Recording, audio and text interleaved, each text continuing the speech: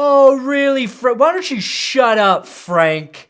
I'll dress however I want. If Travis Kelce can show up to a playoff game looking the way he did, I'm gonna come to work comfortable. And if you got a problem with it, maybe when my contract's up, you can negotiate a new f***ing host.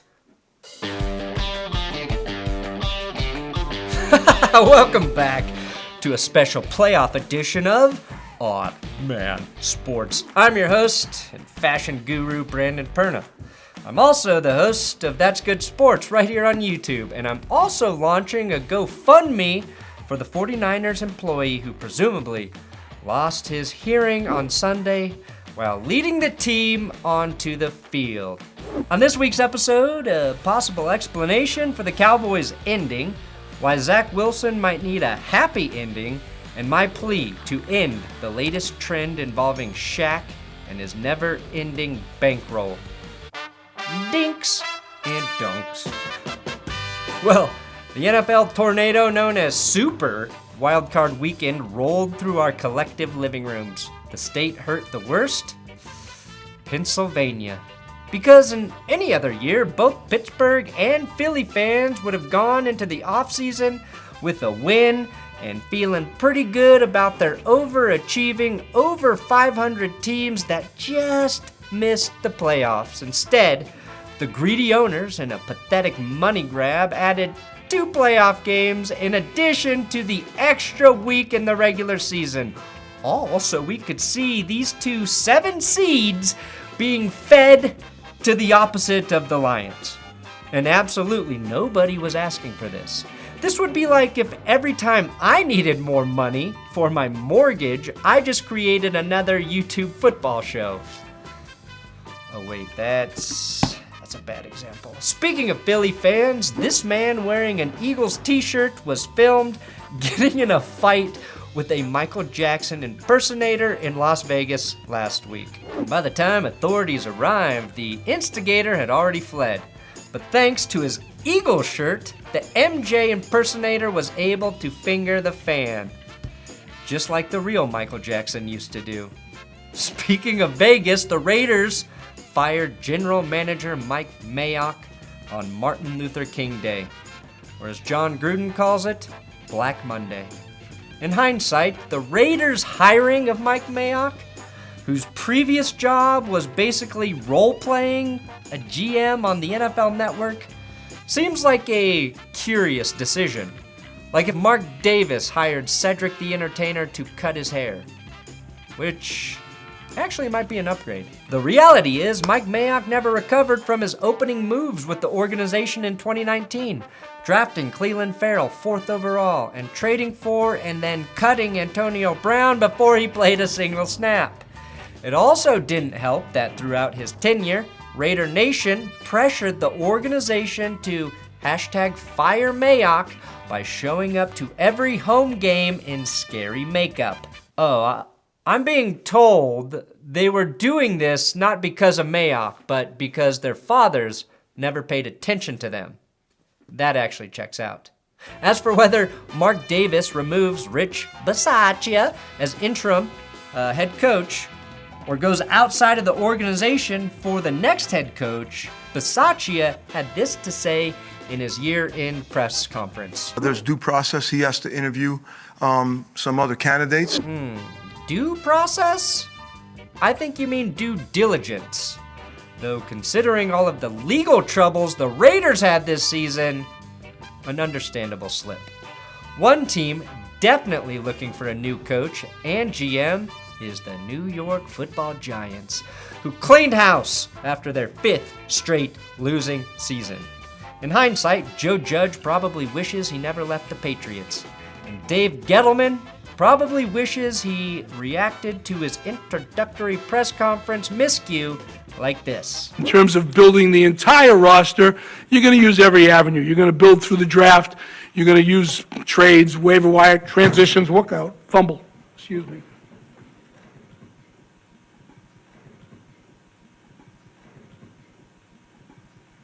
In other New York football news, the New York Post ran a headline which read, "Zach Wilson and his girlfriend quietly scrub each other from Instagram." And I know, I know what you're thinking. Quiet scrubbing is probably just some young Mormon trend to get around the church's ban on premarital sex. Sadly, it's not. It brings me no pleasure to report that Zach Wilson and his girlfriend Abby Guile appear to have broken up after 5 years together, which you might think is no big deal. Athletes and their significant others break up all the time. Except in this case, according to my calculations, Wilson was finally about to get some stank on his hang low, as the kids say. Well, at least the kids who don't work for CNN. The one thing you can rely upon in Illinois is that it will be cold in winter. Robert, can you attest to that? Robert in Illinois? Hey, how are you, honey? Yeah, I'm looking for a good place to visit where I can get some stank on the old hang low. Well, I'm familiar with the stank on the old hang low. yeah, I'm not quite sure what that means, but let's go to Ohio. Who we got in Ohio? Good segue. I'll tell you who you got.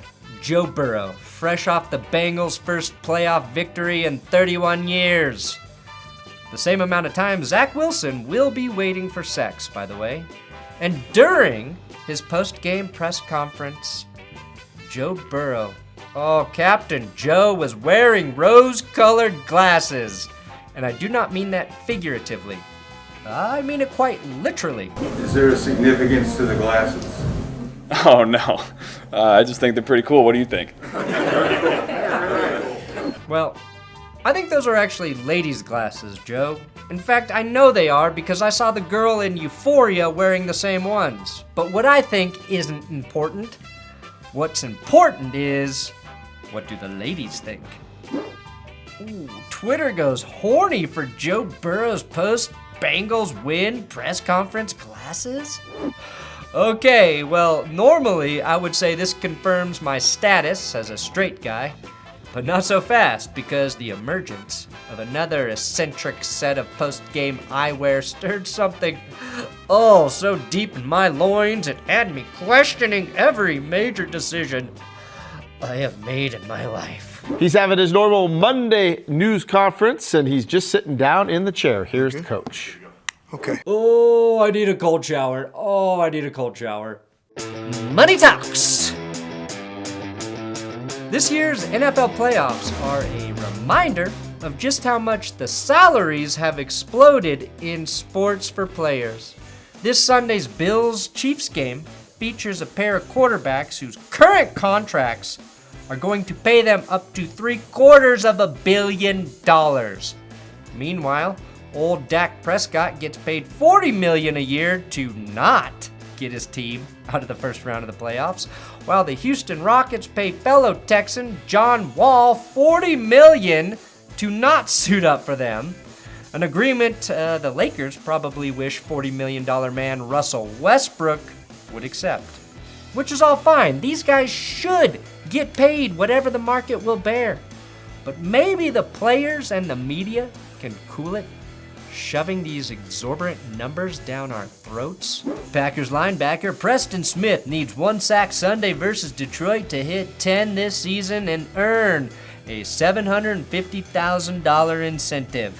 Who are the 4,715 people who are scrolling through their timeline in the middle of a pandemic and are like, that's a like? As you may have seen, Inside the NFL released a clip last week that showed a mic'd up Rob Gronkowski closing in on $1 million bonus. If I don't get the 7th catch, I have to go get a real job.